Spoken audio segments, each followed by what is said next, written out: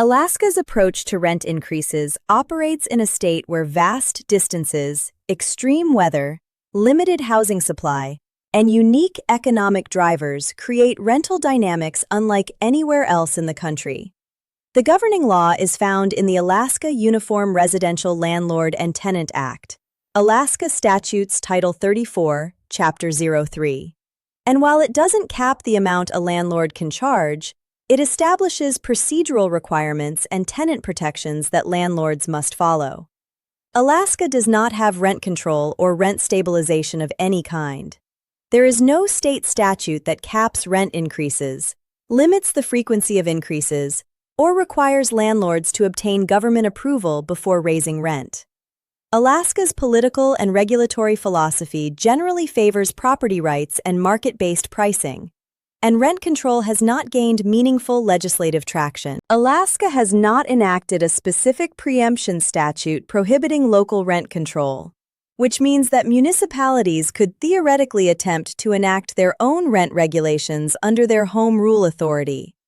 This is relevant because housing affordability has been a growing concern in Alaska's population centers, particularly Anchorage and Juneau, where the combination of limited housing supply, high construction costs, and geographic constraints has pushed rents upward.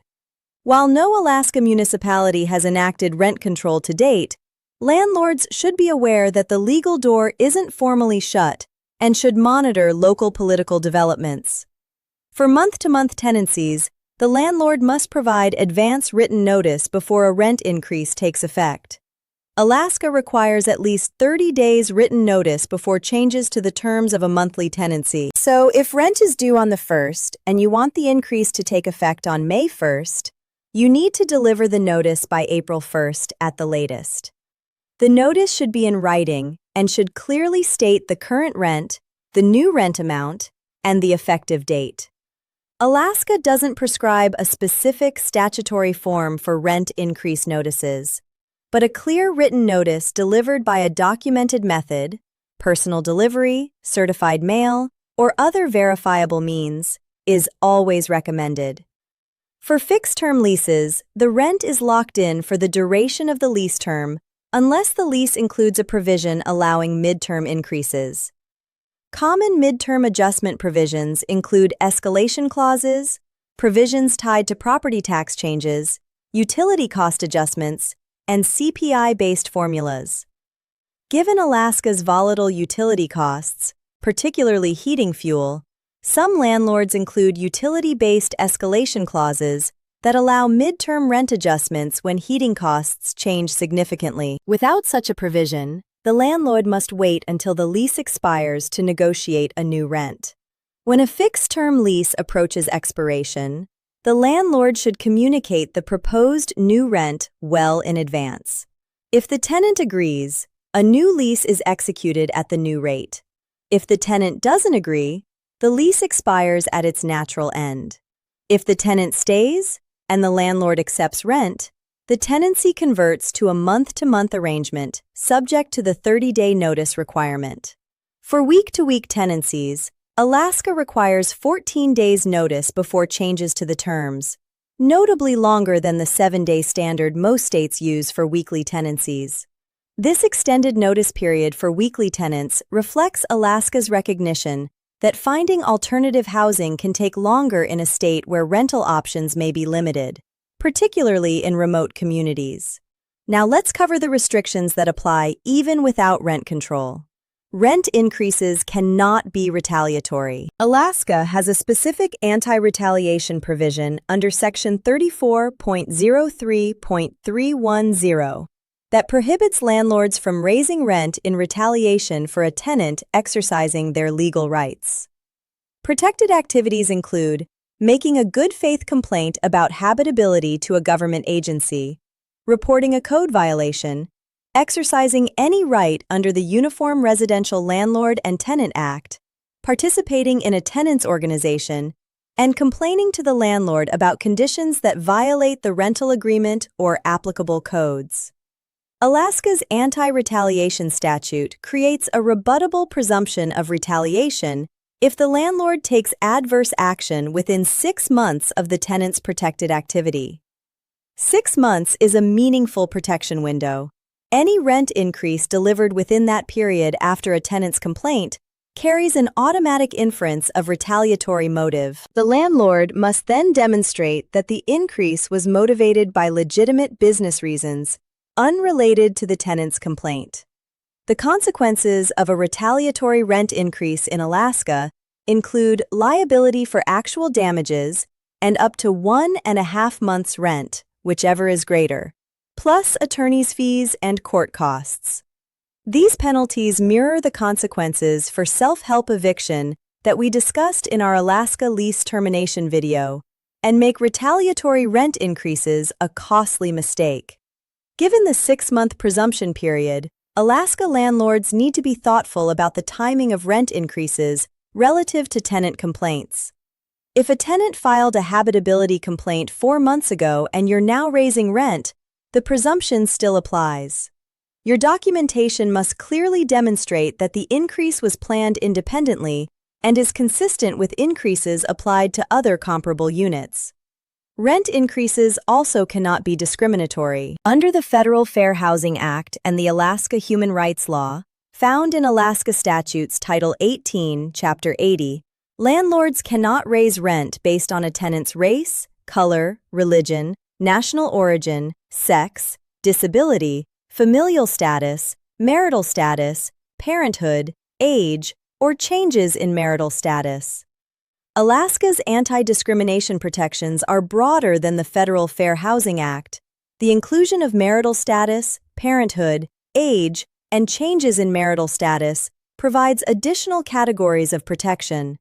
The Alaska State Commission for Human Rights investigates fair housing complaints and can take enforcement action including ordering damages, injunctive relief, and civil penalties. A discriminatory rent increase can result in significant liability.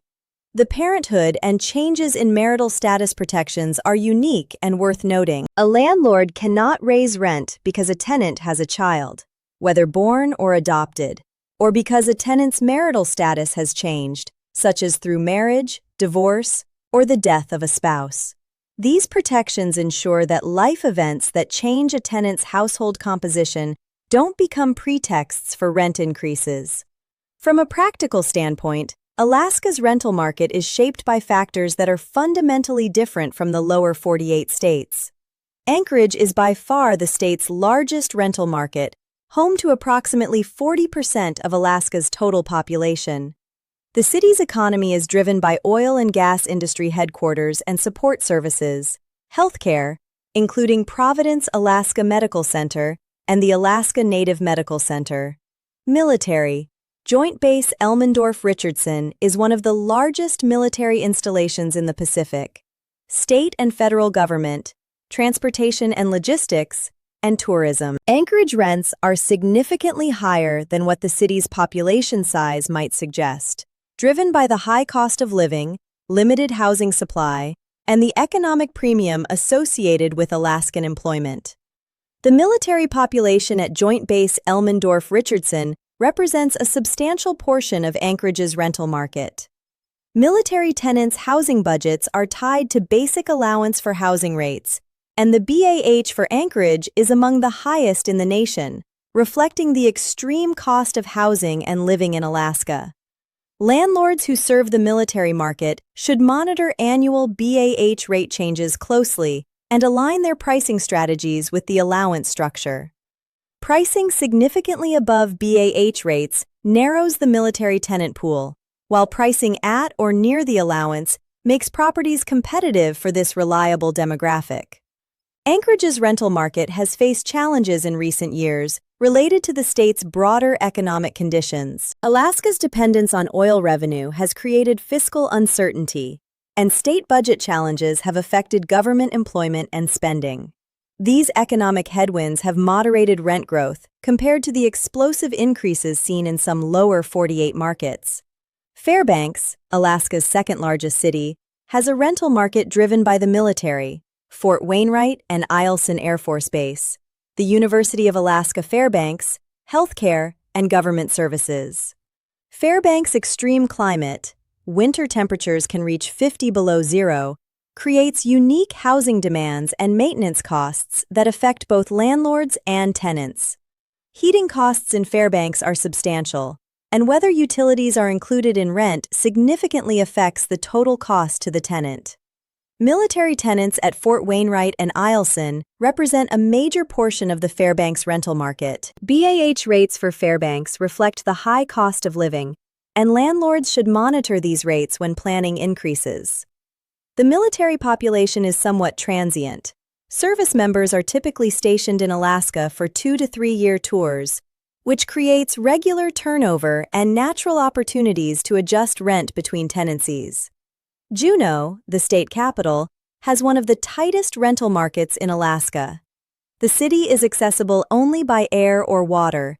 There are no roads connecting Juneau to the rest of the state, which severely limits development and keeps housing supply constrained. State government employment is the primary economic driver, supplemented by tourism, particularly the cruise ship industry during summer months. Rents in Juneau are high relative to the city's small population, and vacancies are extremely low. The cruise ship tourism industry in Juneau creates seasonal demand for worker housing during the summer months, adding pressure to an already tight market. Landlords in Juneau should be aware that any reduction in government employment, such as legislative proposals to move the capital, could significantly affect the rental market. Sitka, Ketchikan, Kodiak, and other smaller Alaska communities have very limited rental markets. Housing supply in these communities is constrained by geography, high construction costs, and small populations. Rental demand is driven by fishing, particularly in Kodiak and Ketchikan, government, healthcare, and Coast Guard installations. The rental market in these communities is small enough that individual landlords can have significant influence on local pricing. Remote Alaska, including communities in the interior, western Alaska, and the North Slope, has a rental market that functions differently from anywhere else in the country. Many remote communities are not connected to the road system and are accessible only by air. Housing in these communities is often employer-provided, particularly by oil companies, mining operations, and government agencies, rather than being part of a traditional rental market. Landlords who own rental property in remote Alaska face unique challenges, including extreme weather, high maintenance and transportation costs, and limited tenant pools. Alaska's oil industry creates cyclical dynamics that affect the entire state economy and the rental market. When oil prices are high and production is strong, employment increases and rental demand rises. When oil prices fall or production declines, the economic impact ripples across the state, affecting government revenue, employment, and housing demand. Landlords across Alaska should pay attention to oil market trends as an indicator of future rental demand. One best practice for Alaska landlords: factor heating costs into your rent increase strategy. Heating is the single largest variable cost for Alaska rental properties, and fuel prices can fluctuate dramatically. If you include heating in the rent, rising fuel costs are a legitimate and easily documented business justification for rent adjustments. If tenants pay their own heating, a large rent increase on top of already high heating costs can push the total housing burden to unsustainable levels. Understanding the total cost of housing for your tenants, rent plus utilities, helps you set increases that the market can absorb. Another best practice: given Alaska's 6-month anti-retaliation presumption, establish a consistent annual schedule for rent increases across all your properties. If you implement increases at the same predictable time each year, such as at lease renewal or on a fixed calendar date, the pattern demonstrates that increases are routine business decisions. Keep detailed records of market comparables, operating cost changes, including heating fuel costs, property taxes, and insurance premiums, and any capital improvements. For landlords in Anchorage and Fairbanks who serve the military market, timing rent increases to align with annual BAH rate announcements is a smart strategy. BAH rates are typically announced in December and effective in January. If BAH rates increase by a specific percentage, A matching rent increase is likely to be accepted without resistance by military tenants. An increase that significantly exceeds the BAH adjustment may prompt military tenants to look for alternatives. Alaska's extreme seasonal variation creates practical considerations for rent increase timing. Implementing a rent increase during the depths of winter, when tenants are already facing high heating costs and harsh conditions, can feel burdensome. Some Alaska landlords time their increases for the summer months, when conditions are more pleasant, tenants are in better spirits, and the seasonal economy is stronger. While there's no legal requirement to time increases this way, the practical psychology matters for tenant retention. Alaska also has specific considerations for properties in areas affected by natural hazards. Earthquakes, tsunamis, volcanic activity, and severe weather events can affect rental properties across the state. The 2018 Anchorage earthquake caused significant property damage and temporarily disrupted the rental market. Landlords in earthquake-prone areas, which includes most of south-central Alaska, should maintain adequate insurance, including earthquake coverage, and factor potential disaster-related costs into their long-term financial planning. Alaska has manufactured home communities, particularly in the Anchorage and Mat-Su Valley areas.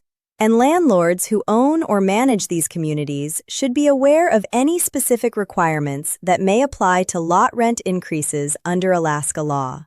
For Alaska landlords who participate in the Housing Choice Voucher Program, rent increases must be approved by the local housing authority, typically the Alaska Housing Finance Corporation or the local public housing authority.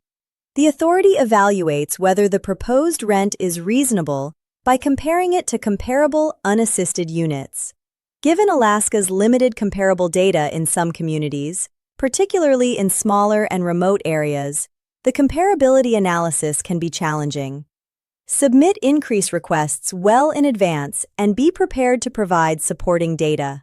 Alaska requires landlords to return the security deposit within 14 days if there are no deductions, or within 30 days if the landlord needs to assess damages. Alaska limits the security deposit to 2 months' rent. If the landlord fails to return the deposit within the required period, they may be liable for up to twice the amount wrongfully withheld plus attorney's fees. While these rules don't directly regulate rent increases, landlords should understand that increasing rent doesn't automatically entitle them to collect additional deposit from an existing tenant. The 2-month cap is based on the current rent at the time the deposit arrangement is established. For the complete guide to Alaska rent increase laws, visit tenantscreeningbackgroundcheck.com. Subscribe to our channel for every state in our Landlord Tenant Law series.